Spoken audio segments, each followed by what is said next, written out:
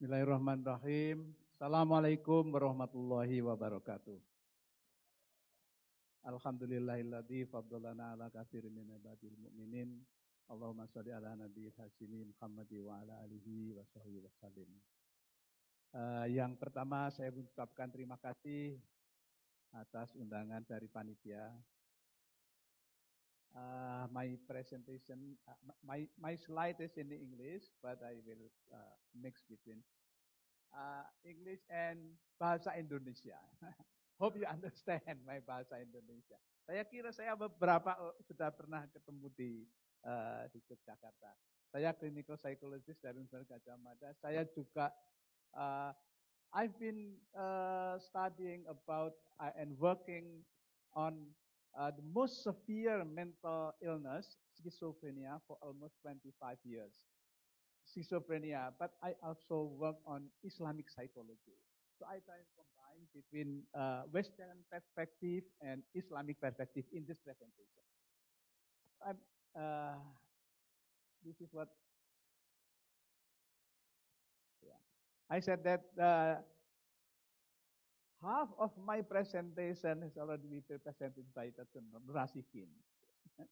So almost the same, the situation, the mental health urgency, mental health initiative in Indonesia, but I will add a bit more Islamic perspective in the presentation.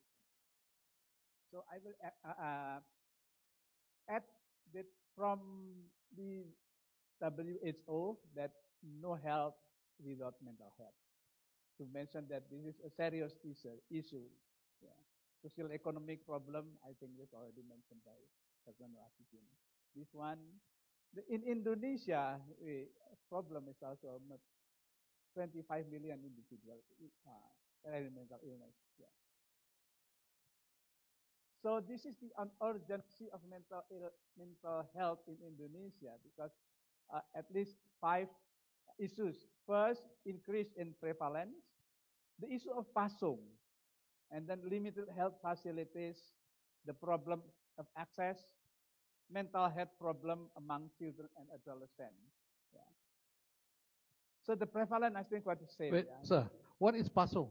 I will explain later. I'm excited. Yeah, it's okay. Go ahead. Yes, I will. I know they are excited too. Yeah, yeah. Depression in Indonesia is affecting 6.1%.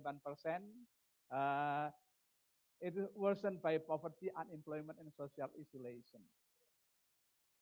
Severe, Dr. Rasikin mentioned about depression, anxiety is the common mental disorder. That is from mild depression. But for the severe depression, it's usually linked to suicide. Yeah, depression. Suicide case in Indonesia is 2.1 per 100,000. Yeah. Suicide cases are usually underreported. Yeah. And then this is also the case of schizophrenia, rose from 1.17% to 0.67%. Immune disorder also grew from 6% to 9.8%. So increase mental health.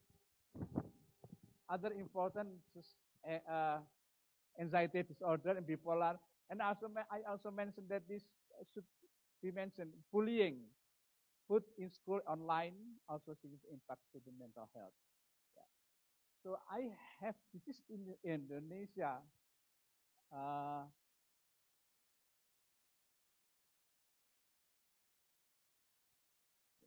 This is the pattern. Yeah, this is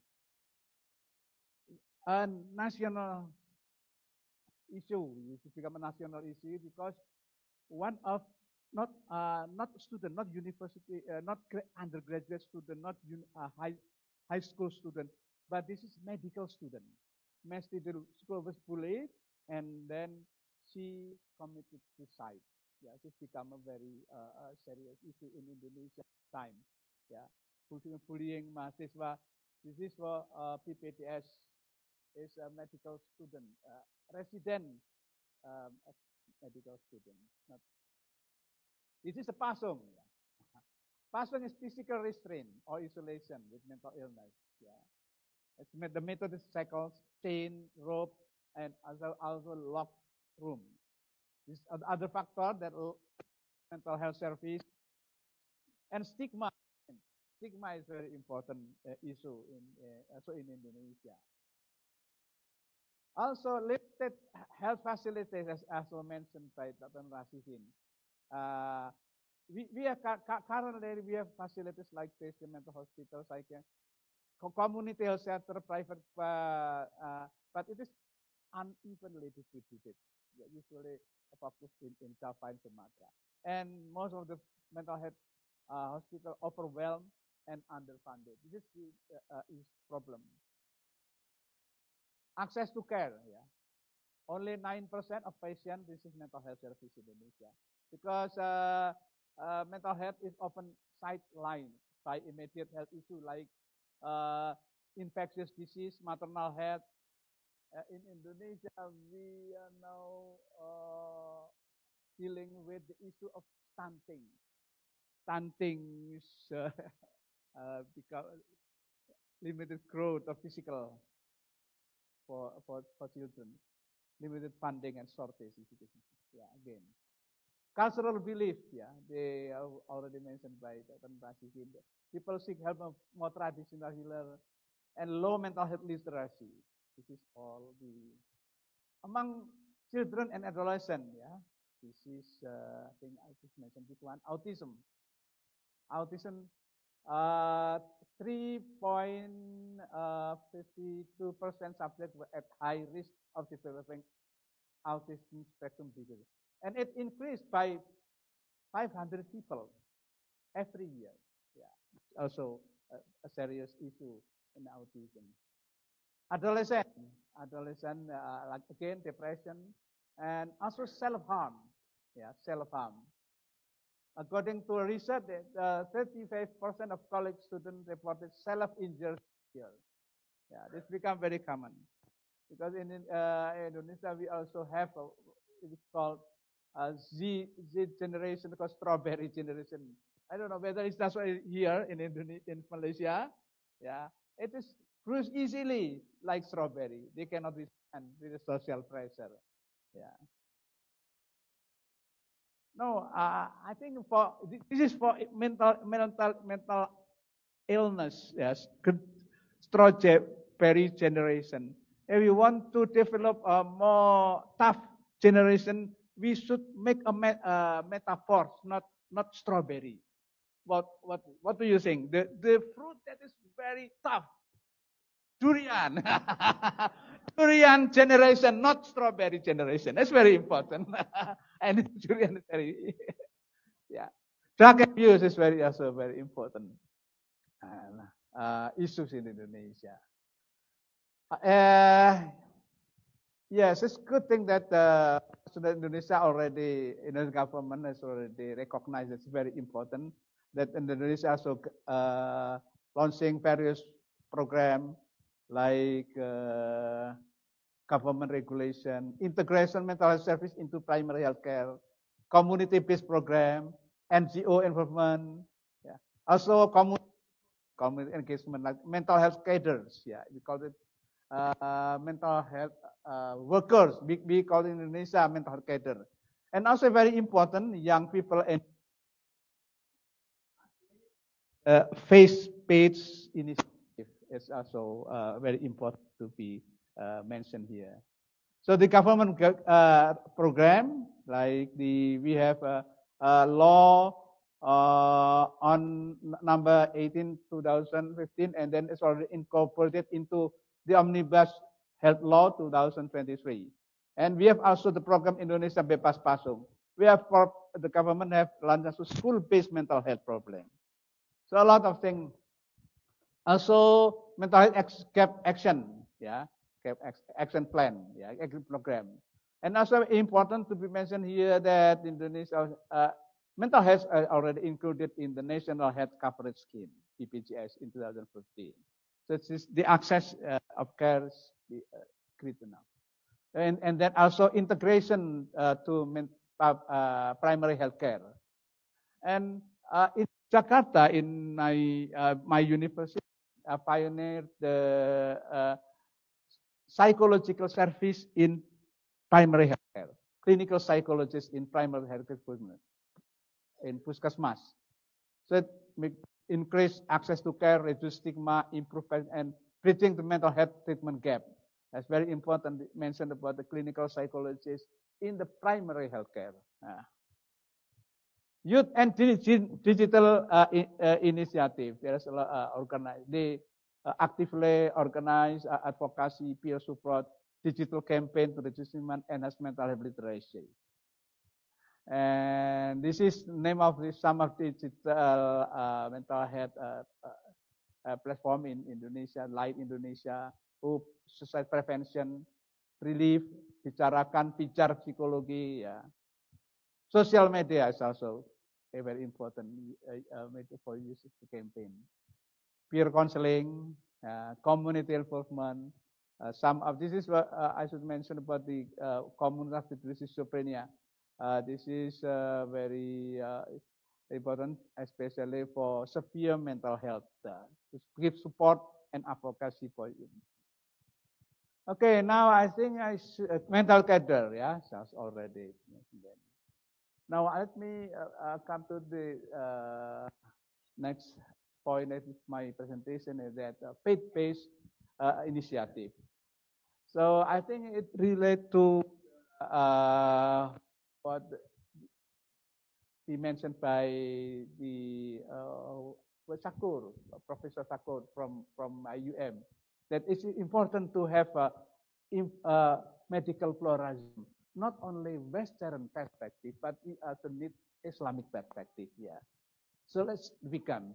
In Indonesia, there's also widespread, yeah, but ruqyah, yeah, ruqyah. It's not part of mental health protocol, yeah, formal mental health, but in community there are some, especially in Yogyakarta, there are some ruqyah house, yeah, rumah ruqyah. Yeah. And this is my work. Yeah. I've tried to develop Islamic concept of mental illness. Yeah. I published a paper in 2023, explore connection between Al-Ghazali concept of disease of heart. I should mention spiritual, because heart, not physical heart, but it should be mentioned about spiritual heart. Yeah, Al-Ghazali concept of spiritual heart and modern mental health disorder as classified in the DSM-5-TR. So I try to, this is my paper. Yeah, you can have it's published in Journal of Religion and Health. Yeah, Q1, I think. Yeah. So I try to compare between what is mentioned by Al-Ghazali in his Ihya Ulumuddin and the DSM-5-TR, whether this has connection or not. Yeah. So interestingly, yeah. So first, I should mention here that Al-Ghazali classified 6 classification, not individual mental disease of the heart. Yeah. Appetite, sahwa, evil of tongue or afatul lisan, anger, ghadab, envy, hasad, greed, forehead, tamak, and kibir. And this is my research that all category of disease of the heart have corresponding symptom or behavior recognized in the DSM-TR diagnosis. It's really complementary, I think. Yeah. So that is part of the primary criteria for 44 DSM-5-TR diagnosis. 33 diagnosis primary criteria, 9 diagnosis for secondary, 4 diagnosis as primary and secondary criteria. So we can see this. I make a table. For example, like generalized anxiety disorder. This is related to irritability. Yeah, irritability in Al-Ghazali concept.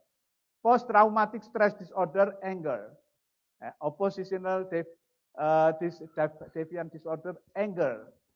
And also antisocial disorder, yeah, irritability, borderline anger. Narcissistic personality disorder. If you want to have the tendency to be proud of yourself extremely, narcissistic personality disorder, it become a grandiosity. Kiber, no, yeah, kiber, yeah, kiber in Islam, yeah. Jealousy, like paranoid personality disorder. It's actually a jealousy, yeah, jealousy, hasad. You have 1 minute, sir. Okay, thank you.